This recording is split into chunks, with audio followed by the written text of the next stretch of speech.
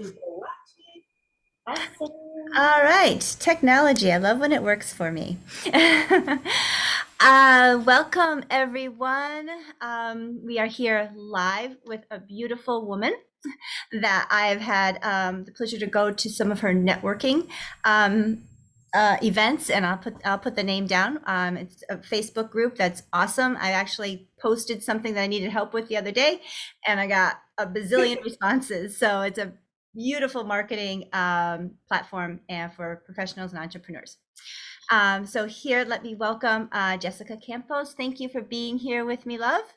Um, I actually am going to have you do the talking because you have such a success story that is so inspiring, and that's why I wanted to have you on here today, because you can just speak of just re reclaiming yourself, rebranding yourself, and just really having success as a woman in this world. So, if you want to tell us just a little bit more about your journey, how you got where you are, and then I'll just ask a few couple questions after that. Yes, that's right on. Thank you so much, Diane. Is it Diane or Diane? No, it's Diane, right? Yeah. Yes. Uh-huh. Yeah. Yes. All right. Well, I'm gonna start with that. My accent is from Puerto Rico. So you guys who are watching at the end of this, you're gonna get better at understanding accents. But I also hope that you get inspired and please, let's all of us really put a big round of applause for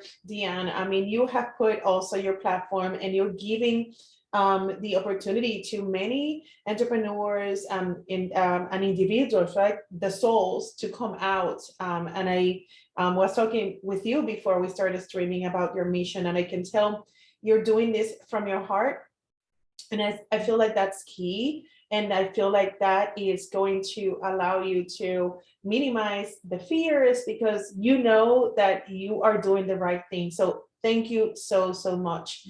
No. You did ask about my story. Well, it's kind of long, but I'm going to do it the long story short. Um, Once upon a time, I did this timeline of things, right? So I actually grew up in Puerto Rico, in which it's a place where I lived until I was 30 years old. Um, like many people who had done a transition in their life, I would love to hear from anybody in the chat. Raise your hand and put in comments if you have experienced transitioning in life. And transitioning to me, I can tell you, I grew up thinking that I was going to take a career path. To me, that path was law. I became an attorney. I practiced. It was perfect until it was 2008, and I was doing mortgages when the mortgage crisis came up. And that's how I needed to do something, yes or yes. I also feel that sometimes you have to burn the ships. That was my case. I burned the ships. I migrated pretty much. Even though Puerto Ricans, we are citizens, so we are not, immigrants in the US, I feel that because of the difference in the culture, I needed to learn the language. I needed to learn, especially the business culture. So I started from scratch, being in my 30s, having remarried, and having two children at that time. It wasn't easy. It wasn't easy. So that particular time frame of my story, to be honest with you, it's filled with my heart just trying to find that GPS. Yeah. And I was like, okay, I want to do this or I want to do that. And it's actually right now it's more than 10 years, and it's nice when you can see the path. It wasn't nice as I was navigating the path. I'm super grateful to tell you that today I was able to find myself where I left before I left my country. But it's today, 2022. What I do today, actually, I mix all of my skill set and my background and the experience that I gained, and I combine marketing with the digital world, which is amazing because in Austin, everybody is just super open to that, and my law and business background. And I opened an agency. We are in Cedar Park, and I love helping entrepreneurs and organizations to really claim that online presence. Believe it or not, even though we have been exposed to social media, the SEO world, the content, there's so much out there that people get so confused. That I take the approach of educating my clients. We recently, actually just a year ago, I invested in acquiring an SEO agency. So I have that wing. We have an agency team here for SEO. We have content writers, we have SEO, social media marketers. And my role in the company, it's actually to be that voice and to decode the voice for our clients. I feel like I am the integrator. And you asked me if I use my feminine powers to do that. Of course, yes. Yes, yes, yes. I feel that that is what allows us to bring those technical, geeky, plain and not fun projects to life. I feel like every day I get to turn numbers into ideas. I actually, this is a very, very real example. When I work with my team, imagine like working with left brain engineers, right? So they give me examples like this, and then spreadsheets like this, and things like this. I'm like, I'm going to do a presentation and I want to make a video for my clients so they have fun and they understand what do we want to do. Yeah, right. And instead of showing them all that numbers, which would be like, Yes, you move yes, much. yes, yes. And part of my part of the reasons why we have been able to do what we do at the level of success that we have. I mean, I'm humble, but I have to tell you, you know, we are now at close to hit $3 million in business, and it's just year number one. Wow. It would not have happened had I not put the time, the effort, and the hours in nurturing the market. So when you mentioned the our community, it's a Facebook group. We are crossing, I think we're almost at the 8,500 people, 8,500. It all started back in 2017, right? You and I were talking about it, right? So I started as a coach in 2016, but year number two, I realized I was missing a piece into my business. I was missing that connection. I love connecting people. I love meeting people. And then I decided just to invite my connections at the time.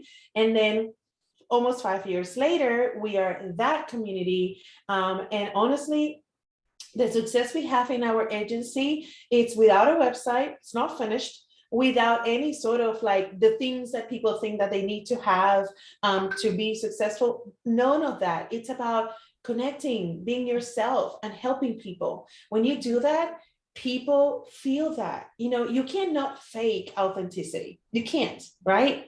So I'm going to let you now do the questions.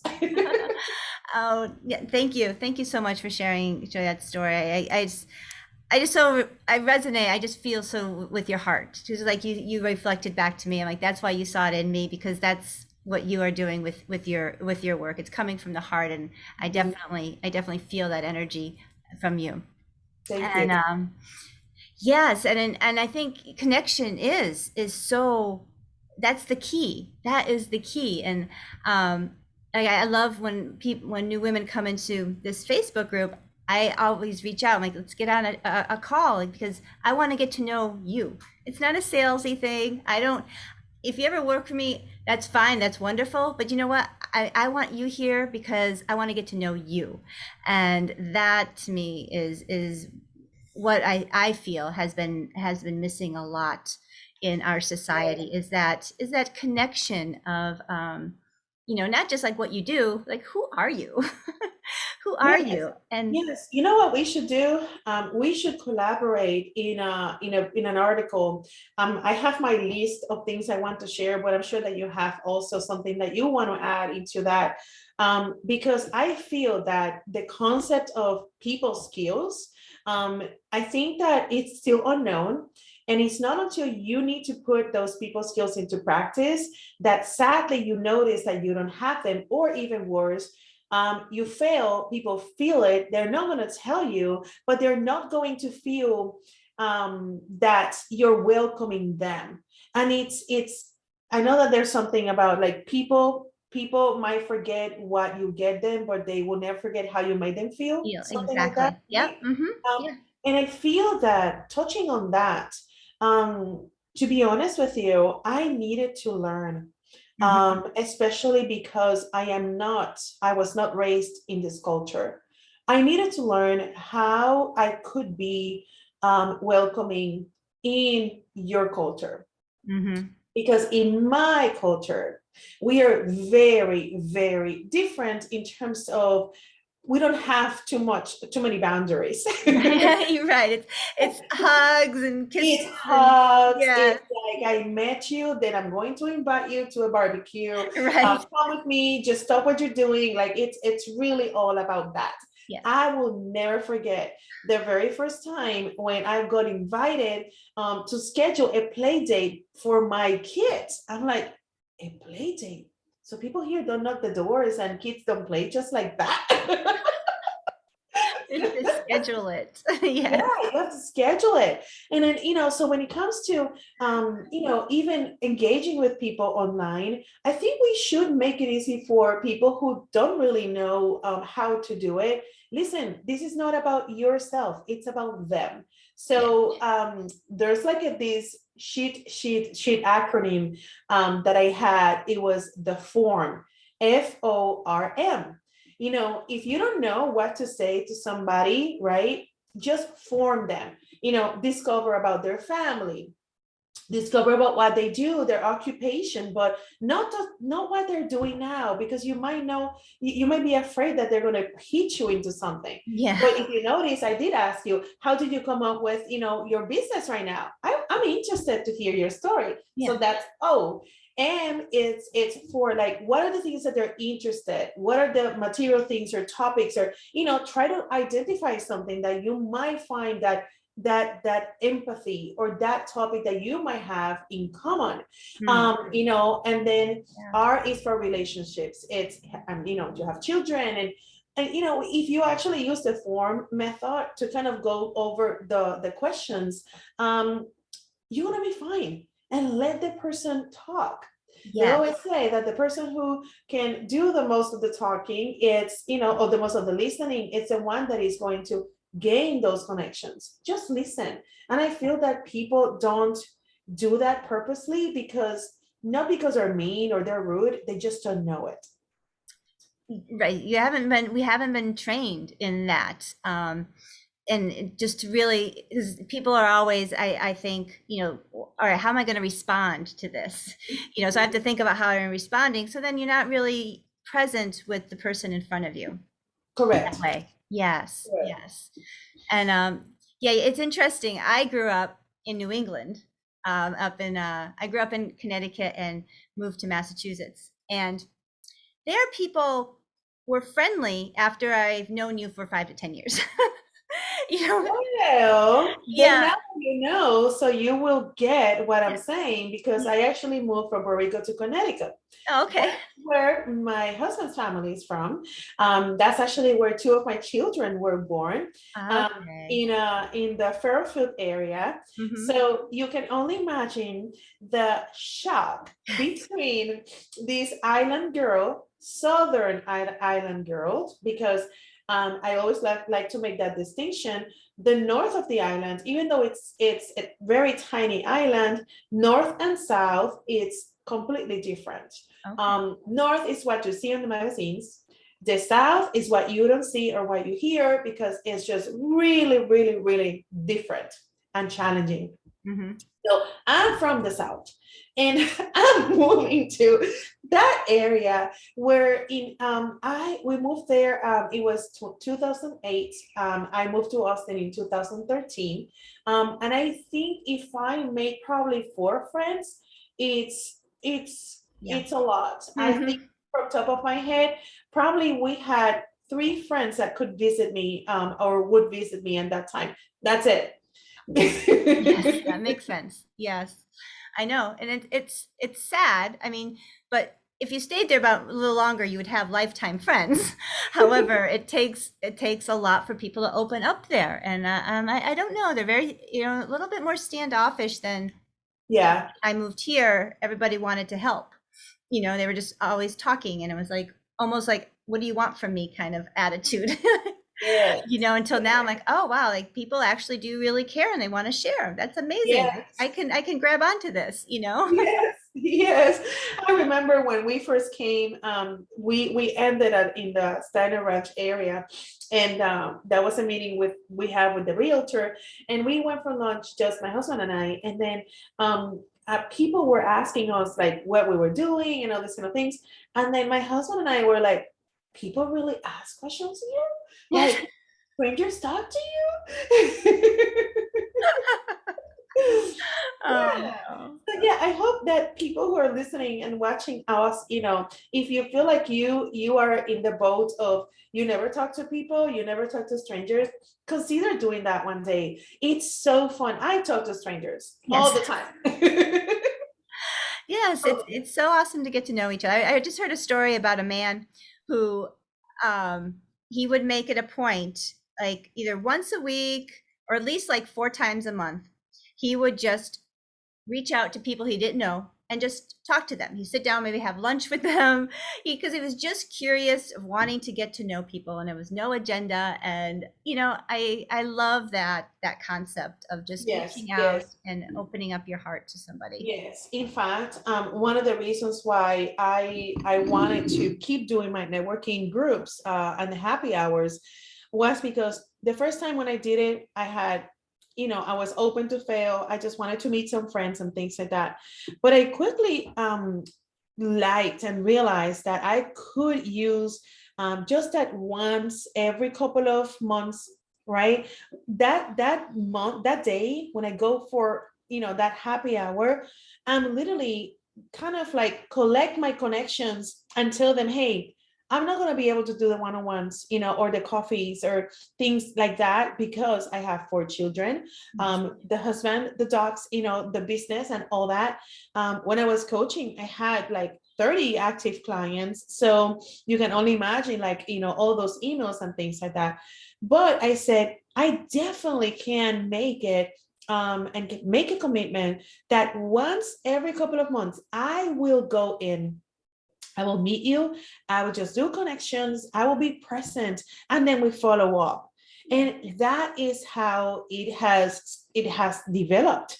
We have it. I don't like I never like to be like cliquish, so I don't have like this circle of people. But on the other hand, we kind of feel that people that are like the locals are the ones who come all the time, because we use the online systems to promote. We always just meet new people, so that's kind of the key to keep growing organically. No promotions, no advertising whatsoever. And it feels good. It Yeah. feels good. When people sometimes they would ask, what's your plan with the group? Are you going to make it into an organization? Are you going to monetize it? I just always say, this is my promise, the minute that I am not having fun, there's something wrong. Yeah. So the fun part and the feeling, right? That connection with feeling it like it's meant to be, it is a must. If it doesn't feel like that, I wouldn't do it. Hmm. And it's many months I haven't done it. I haven't done the event because it's going to be an obstacle, or it's too difficult, or the logistics are just not going to work out, and I don't stress it out, right? Like I feel like when we take that approach to life, when we can, right? Because I Of feel course. like Hmm. there are many obligations that when you really think about that, sometimes we put those obligations to ourselves. Yes. And we work harder. So I constantly remind myself of what I love to do.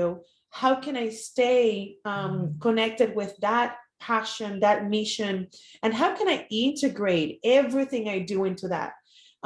There's this new concept that is all about sustainability, and how can you use sustainability to everything you do, right? I feel like that's part of being sustainable. You Yeah. cannot grow in your life if, or in your business, if you're not growing in your life, right? Like that's why things break down, because Mhm. you're not aligning, or you're not putting your different roles in harmony. Mhm. I Yeah. feel like you want to add something into that. No, I love that. That word, that it's alignment. It's what you are aligned with. And it's using that discernment of, is this the right time to have this networking thing? No, not right. It's not aligned right now for me. And I don't have to should, you have to should all over yourself. It's Yes. like there's nothing that you should be doing, Hmm. like, and then yeah, because that will lead to burnout and resentment, and then you're not going to love what you want to do. Now you want to, and then it's a whole spiral, right? So it's just really Yes. taking that time and reflecting and using that checking. It's basically kind of just checking in with yourself. Is this the right Yeah. time? Does this Yeah. feel good? Is this on my mission? Yeah. And does this make one of the things I teach my clients is like, is this a yes? Does this feel like a yes to you? Like Yeah. if it's a no, yeah, if it's a maybe, feel more into that. But like you really want to go with the ones that I feel like a real yes in your body and in your spirit and your heart. Yes, absolutely. Yeah. I use that a lot. Oh. I use it Oh, a lot.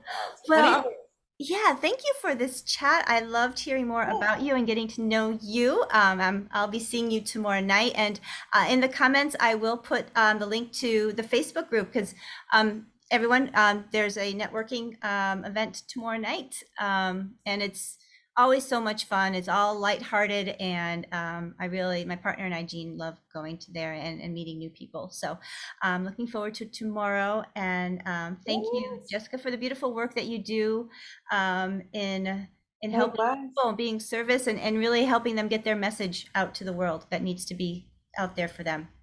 Likewise. Thank Thank you you. so much. Thank you. All right. Bye. Bye.